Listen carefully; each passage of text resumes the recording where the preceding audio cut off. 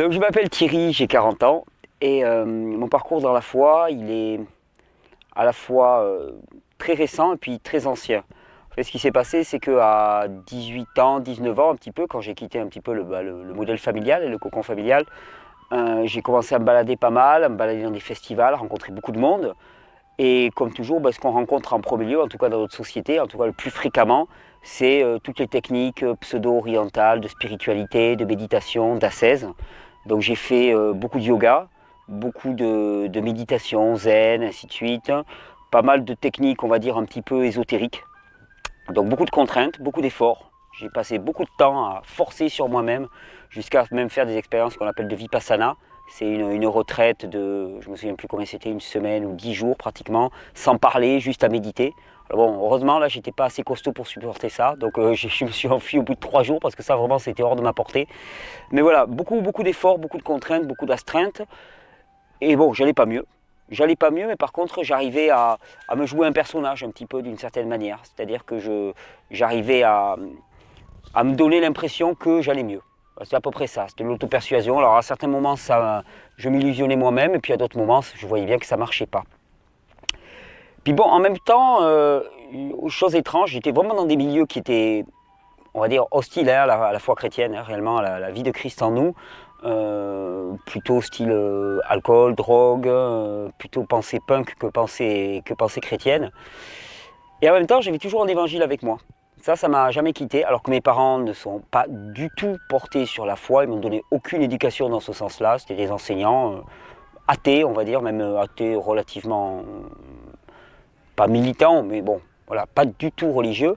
Et pourtant, j'avais un évangile.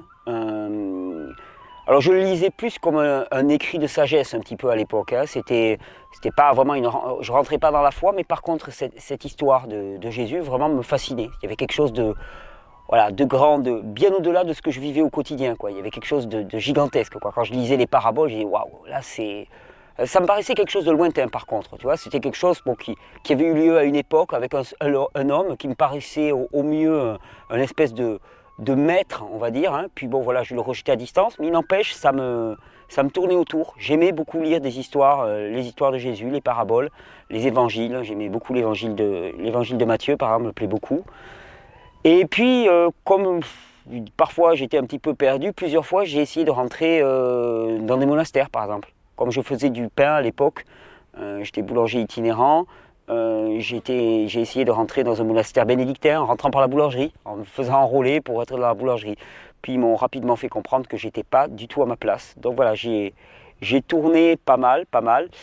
Et il faut dire qu'à l'époque j'étais là aussi, on va dire, c'est une période assez noire de ma vie. Je me décris à l'époque comme à peu près ayant tous les vices, c'est-à-dire menteur, voleur, trompeur, usurpateur, ça à fond, violent, colérique, violent, addict à de nombreuses substances, avec un comportement déviant à tous les niveaux, que ce soit au niveau spirituel ou au niveau matériel, on va dire. Et à l'âge de 33 ans, l'année de mes 33 ans, il y a eu une accumulation quelque part de faits. L'habitat dans lequel j'habitais quelques jours avant mes 33 ans, au mois d'avril, d'ailleurs je m'en souviens toujours, c'est le jeudi de la Semaine Sainte, mon habitat a pris feu. Et j'en suis sorti, on va dire, j'ai tout perdu, tout a brûlé. Moi, j'en suis sorti moi-même extrêmement marqué, un petit peu brûlé, et puis profondément jeté. Je suis en pleine nuit, à 2 heures ou 3 heures du matin, je m'en suis enfui, j'ai sauvé ma peau, mais à quelques secondes de près. Donc ça m'a mis dans un état de précarité, de situation précaire matérielle terrible. Et déjà à l'époque, ma santé était vraiment déclinante due à tous les abus. Et puis je pense à toute la violence, la colère, la méchanceté qu'il y avait en moi, réellement, la haine même qu'il y avait en moi, qui me mangeait littéralement de l'intérieur. Et que je cultivais aussi, j'avais une certaine forme d'attirance pour la violence, une ultra-violence. Et donc ça m'a mis dans une situation vraiment de précarité matérielle, ce qui a fait que accélérer une descente aux enfers sur le plan physique. J'étais devenu cachectique, je pesais plus que presque 30 et quelques kilos, enfin j'étais un zombie quoi, littéralement. Et personne ne savait ce que j'avais. J'avais une tuberculose, j'avais une pancréatite, voilà, j'étais malade de partout. Les médicaments ne marchaient à rien ne marchait. Et Et en fait, je réalise maintenant après coup que malgré cette espèce d'avertissement ou de signe très fort qu'il y avait dans cet habitat qui brûlait, j'ai pas changé grand-chose dans mon mode de vie. Ce qui fait que les mois qui ont suivi jusqu'à l'été, j'ai continué à m'enfoncer, à m'enfoncer. Et je me suis retrouvé en milieu d'été, à la fin juillet, dans un état d'incapacité, d'handicap total. C'est-à-dire que je me suis retrouvé à ne plus être valide. Je ne pouvais plus marcher, je ne pouvais plus me nourrir, je ne pouvais plus rien faire. Et donc en désespoir de cause, j'ai demandé l'asile à ma famille, à mes parents, qui étaient à l'époque des gens dont je me méfiais énormément. J'avais beaucoup de colère, beaucoup de ressentiment. Donc quelque part, c'était un petit peu me jeter dans la gueule du loup. En même temps, j'avais pas trop le choix. Et quand je suis arrivé chez eux, j'ai été touché d'une évidence. Alors maintenant, avec les mots que j'utiliserai maintenant, je parlerai de j'ai été convaincu de péché et convaincu aussi de repentance, qu'il fallait que je fasse une repentance. À l'époque, ce que j'ai ressenti surtout, avec les mots que j'avais à l'époque, c'était que si je voulais sauver ma peau, il fallait absolument que je contacte tous les gens auxquels je pouvais penser, à qui j'avais fait du mal, à qui j'avais fait du tort, et que je leur propose une réparation, que je leur demande pardon, que ce soit financièrement, matériellement, ou en tout cas que je les contacte et que je leur demande pardon. Et je l'ai fait. Et chaque fois que je faisais ça, je me sentais de plus en plus léger. Et puis rapidement, en quelques semaines, j'ai commencé à surnager. Alors mon retour vers la santé physique a été long et laborieux. Maintenant, je dirais aussi que Dieu m'a mis à cœur aussi de trouver sur le plan alimentaire, sur le plan du mode de vie, vraiment un changement radical. Et j'ai vraiment trouvé une façon de me régénérer, suivant ces enseignements qui soient parfaites, qui marchent de façon adéquate. Mais le plus intéressant là-dedans, c'est quand même que on va dire, mon orgueil ou mon ego était bien résistant. Donc j'ai eu ce mouvement de repentance, j'ai eu ce qui était important, qui a changé beaucoup de choses pour moi. Mais dans les 2, 3, 4 années qui ont suivi, je suis reparti un peu dans mes travers, c'est-à-dire ego, orgueil, vanité, dureté, violence, agressivité. Donc je veux dire maintenant avec du recul, ça avait un peu servi à rien. Et donc je me suis retrouvé en 2011, c'était il y a presque 4 ans maintenant, donc 3 ans et demi. Je me suis retrouvé en 2011 à partir tout l'hiver en voyage en Asie. Plus parce que je ne savais pas ce que je faisais ici. Je n'avais aucun sens. Je n'avais pas grand monde à qui je tenais. Je n'avais pas l'impression qu'il y avait grand monde qui tienne à moi ici. Je n'avais pas vraiment de sens dans ma vie. Et donc je suis parti en Thaïlande et là-bas ça s'est très très mal passé parce que j'ai vraiment senti que ici j'avais pas ma place, mais alors là-bas non plus. Et qu'en fait je comptais pas, j'avais l'impression de compter pour personne, j'avais l'impression je savais pas ce que je faisais, j'étais étranger à ce monde complètement. Mon voyage s'est très très mal passé, mais là-bas par contre j'ai changé sur un forum, on va dire lié plutôt à la nutrition et au mode de vie, avec une personne. Donc je me souviens toujours du pseudonyme, c'était marqué Ahava. Et cette personne, elle m'avait un peu accroché parce qu'elle se présentait comme un médecin et en même temps avec une pensée très large, et puis je sentais une forme de spiritualité. À l'époque, je le connaissais comme ça. Et donc quand je suis rentré en France, suite à ce voyage, dans un état vraiment dramatique, là aussi, j'avais eu un accident, j'ai perdu pas mal de... j'avais abîmé mes dents lors de cet accident. Enfin voilà, j'étais dans un état physique encore très délétère, à nouveau mangé par ma violence, par ma haine. Par mon enfer dans lequel je vivais littéralement, dans ma solitude aussi. Cette dame-là m'a invité chez elle. Alors j'y suis allé parce que de toute façon, j'avais pas grand-chose d'autre à faire. Je suis allé chez elle et je m'attendais à rencontrer un médecin. Et en fait, c'est pas du tout ce que j'ai rencontré. C'est-à-dire qu'au bout de 5 minutes, j'étais coincé sur le canapé du salon avec elle à droite, son mari à gauche, qui est toujours psychiatre. Et qui, après coup, j'ai appris, était pasteur, avait une petite église de maison du côté de Fort-Calquier, à côté de Fort-Calquier. Et ils m'ont annoncé la bonne nouvelle. En fait, ils m'ont annoncé que ce que j'avais aimé dans le Christ, ce n'était pas une histoire ancienne, mais que Christ pouvait être vivant en moi. D'ailleurs, la première phrase qu'ils m'ont dite et qui m'a frappé, c'est, il me dit, voilà, ne va pas chercher parmi les morts celui qui est vivant. Et d'ailleurs, je m'en souviens à l'époque, comme je savais quand même j'avais cru comprendre qu'ils étaient plus ou moins chrétiens, j'avais voulu être gentil et j'avais acheté un beau crucifix. Et puis, lui était d'origine sévenole. Et je me souviens, quand j'ai commencé à sortir mon crucifix, j'ai senti que c'était pas trop l'ambiance de la maison. Et là, il m'avait dit, non, mais tu sais, on va te parler d'un Christ vivant. Donc bon, crucifix, c'est pas obligatoirement notre truc.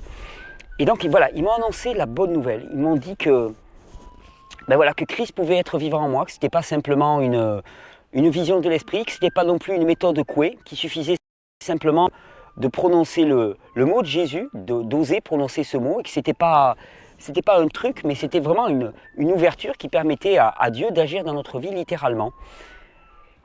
Et bon, je pense que sur le coup, ça m'a tourneboulé. Et surtout, le lendemain, ils m'ont dit, écoute, si tu veux, si tu viens avec nous, reste à la maison, viens avec nous, on a un baptême d'adulte dans la rivière, viens voir ça. Et alors moi, j'ai été nanti de toutes mes représentations voilà, d'église de tout jeune. Hein, j'étais allé très peu à l'église, mais voilà, c'était pas très rock'n'roll quoi, pour moi. Et je me souviendrai toujours, je suis arrivé dans un immense pré, il y avait une rivière de montagne, il y avait un gars qui est devenu un ami, qui est quelqu'un d'origine indienne, lui aussi avec un parcours de conversion absolument hallucinant. Il a été rejeté par toute sa famille parce qu'il a quitté la foi indienne, qui est assez dure, pour se convertir et pour devenir quelqu'un de fabuleux. Il s'appelle Chan, j'ai une grande gratitude. Et donc il y avait Chan qui jouait de la guitare avec des Ray-Ban sur le nez, et puis c'était joyeux, il chantait des louanges, c'était magnifique.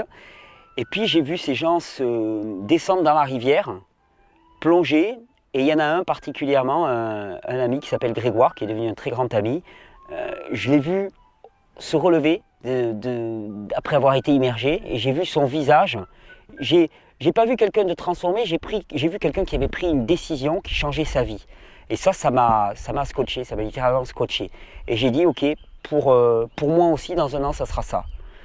Et un an après, ben, je me suis effectivement baptisé.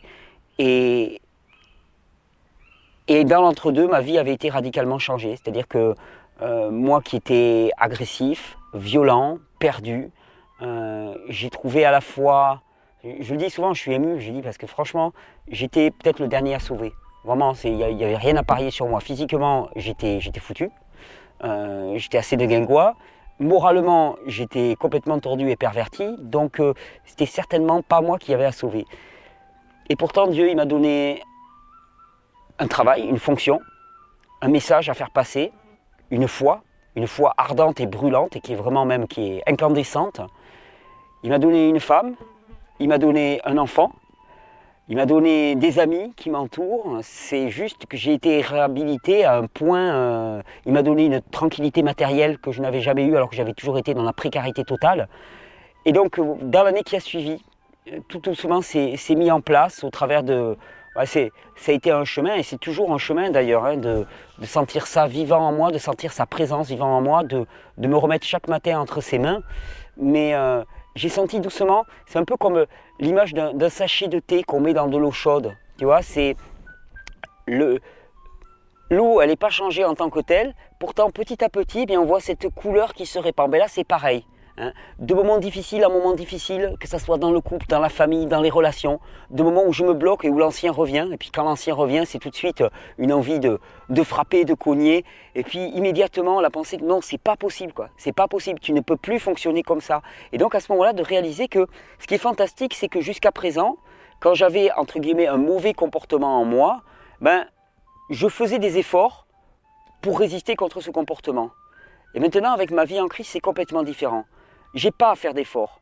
Par contre, j'ai à prendre une décision. C'est-à-dire à un moment, à m'arrêter et de dire, ok, je vois cette violence, je vois ces pensées, ça, ce n'est pas possible. Maintenant, Seigneur, je t'en prie, par moi-même, je ne peux pas y résister, mais je t'en prie, fais le boulot en moi. Mais moi, je te dis oui, je te dis, Seigneur, viens m'aider, viens m'aider. Et c'est là l'énorme différence pour moi. C'est-à-dire que c'est la fin de la lutte, la fin du combat. Il l'a fait pour nous. À la croix, tout a été vaincu. Sauf que j'ai compris qu'il fallait s'en saisir. S'en saisir, c'est par notre libre arbitre de faire le choix, de dire oui à Christ, d'accepter de s'humilier, mais au sens propre du terme, c'est-à-dire de se mettre à genoux littéralement, de rendre grâce aussi. Ça, c'est quelque chose que j'ai découvert relativement récemment. C'est vraiment de partir du postulat, de l'idée forte que la volonté de Dieu pour nous, elle est bonne en toutes circonstances, et que quoi que ce soit qui se passe dans notre vie, c'est parce qu'il l'a permis, parce qu'il l'a laissé faire. Et donc s'il l'a laissé faire, c'est pas pour qu'on souffre, c'est pas pour qu'on ait mal, c'est parce qu'il a un plan pour nous, et que de notre petite perspective de fourmi, finalement, On ne s'en rend pas vraiment compte, on a l'impression que ça, c'est pas de chance, c'est vraiment ralent et ainsi de suite. Mais il a un plan pour nous, pour les jours, pour les années, pour les mois à venir, qui est bien plus grand que cette petite déconvenue et que ce ne fait partie que du chemin. Donc apprendre quoi que ce soit qui arrive, à dire ok Seigneur, là, moi je ne comprends pas, vraiment je ne comprends pas, ça ne me plaît pas ce qui se passe, mais en même temps, je sais que ce que tu veux est bon pour moi. Et ça change tout. Moi, c'est vraiment ma grande découverte, c'est d'apprendre à rendre grâce en toutes circonstances. Rendre grâce et appeler Jésus, appeler le Christ, prier pour les autres, prier pour les malades. Ça, c'est quelque chose, moi, qui m'importe énormément aussi. Et voir des miracles. Moi, j'ai vu des miracles se passer sous mes yeux encore récemment. C'est juste stupéfiant. Ce qui me fait brûler, c'est de dire aux gens, mais vous avez ce mot de Jésus que vous n'avez pas envie de prononcer parce que vous le reliez à tout un système un petit peu qui ne vous plaît pas. Ok, mais simplement en ne le prononçant pas, vous vous privez finalement de cet accès direct au Seigneur qui vous prend aussi petit, aussi faible, aussi inadéquat que vous soyez, aussi handicapé que vous soyez. Mais tant mieux parce que de toute façon, il n'en a rien à faire de la matière dont vous êtes fait. Parce que lui, il le transforme radicalement. Si tu ne sais pas marcher, il te fait marcher. Si tu ne sais pas aimer, il te fait aimer. Il ne te demande pas d'aimer, il te fait aimer. Il aime au travers de toi. C'est ça la différence. En fait, avant, je faisais un effort pour essayer de me hausser à la hauteur de Christ. Voilà, c'est ça. Dans les spiritualités orientales, c'est rentre à la hauteur de Christ. Donc on est sur sa petite échelle et puis on essaie de grimper pour monter à la hauteur de Christ. C'est mal barré parce que c'est foutu. C'est foutu à la base. Chaque jour, chaque heure qui passe, on se rend compte que c'est pas la peine. Alors que là, en fait, tout ce qui m'a été demandé, c'est au contraire, mais humilie-toi et laisse-lui la place. N'essaie pas de monter à sa hauteur. Au contraire, reste là où tu es. On se fiche de savoir si tu es bancal, si tu es inadéquat, on s'en fiche complètement, peu importe, parce que de toute façon, toute ta matière, c'est Christ qui va prendre la place. Donc ta matière, on s'en fiche. Tu es adéquat pour le service tel que tu es là, ne t'inquiète pas, de toute façon, ça n'a aucune importance.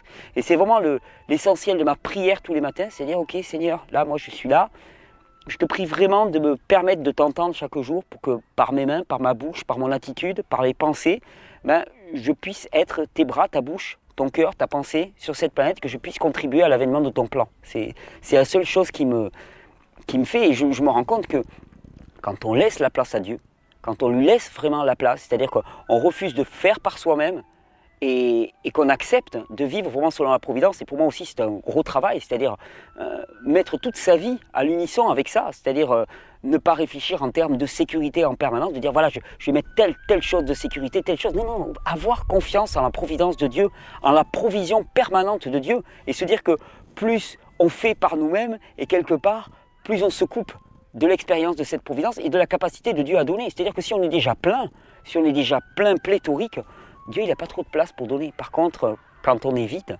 et quand on se sait vide, et quand on se reconnaît vide, et quand on s'avoue vide, alors là, il peut remplir. Et ce qui nous remplit, mais c'est des kilomètres, c'est des lieux de tout ce qu'on peut imaginer, de tout ce qu'on peut trouver sur cette planète.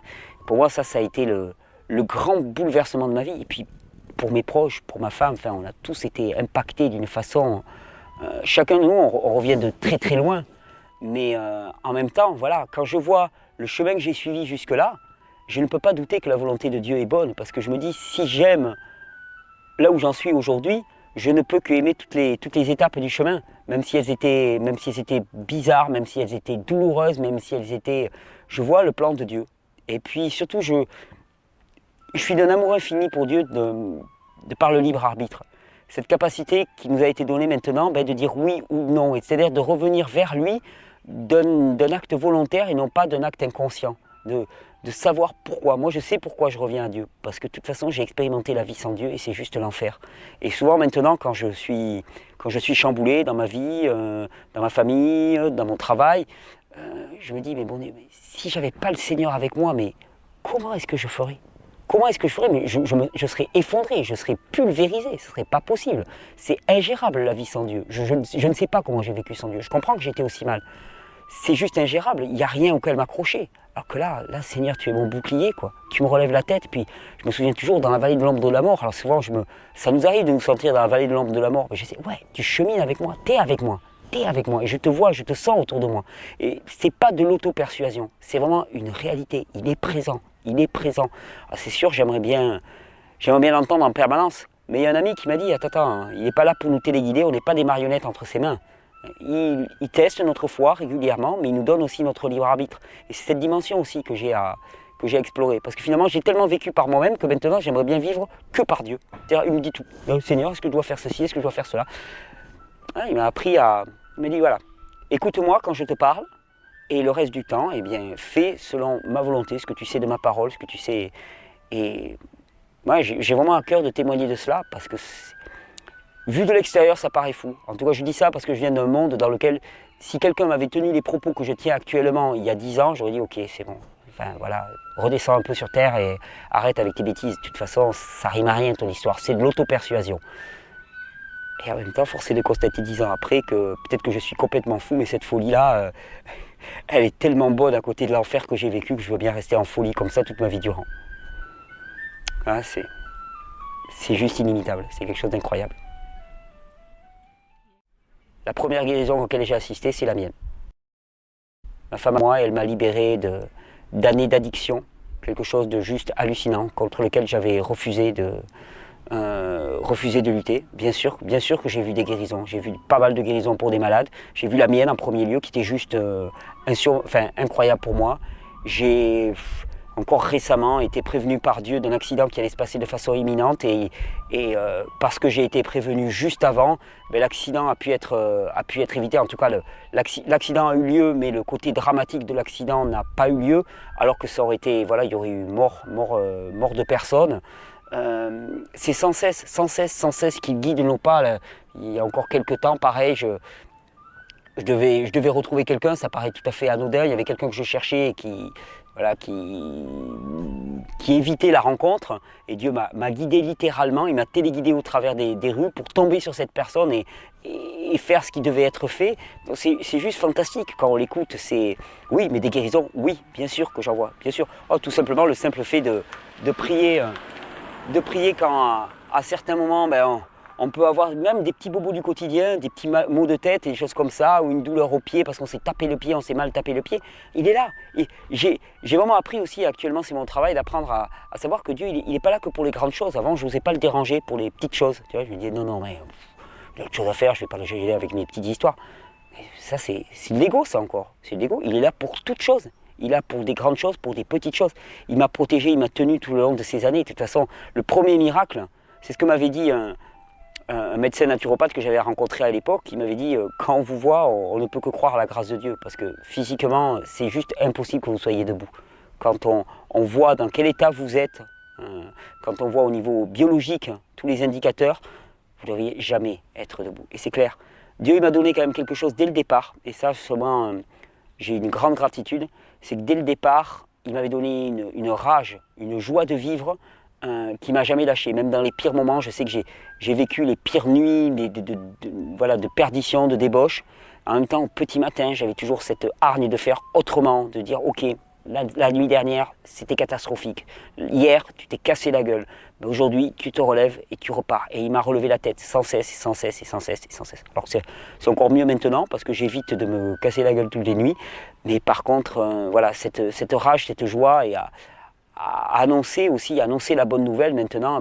Voilà, j'ai transformé cette rage de vivre en rage à annoncer la bonne nouvelle, à dire que voilà, c'est pas la peine de lutter contre nos péchés, ils nous sont remis à partir du moment où on veut faire repentance. Donc c'est pas la peine de passer des années à essayer de lutter contre nos péchés, c'est pas la peine, c'est déjà fait. Donc ne perdons pas du temps avec ça. Dieu il a besoin de nos bras pour faire autre chose que se martyriser ou culpabiliser.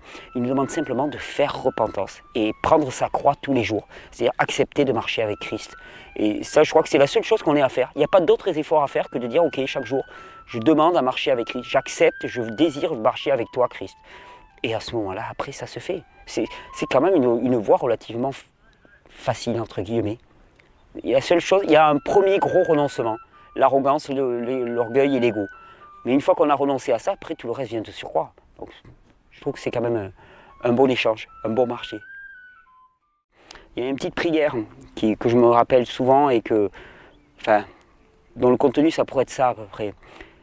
Seigneur Père, permets-nous vraiment de ne pas cohabiter avec la douleur et la maladie et les considérer comme normales. Permets-nous de ne pas renoncer de ne pas renoncer à la vie pleine et épanouie que tu nous as promis, Seigneur. Tu nous as dit que nous avons été créés à ton image.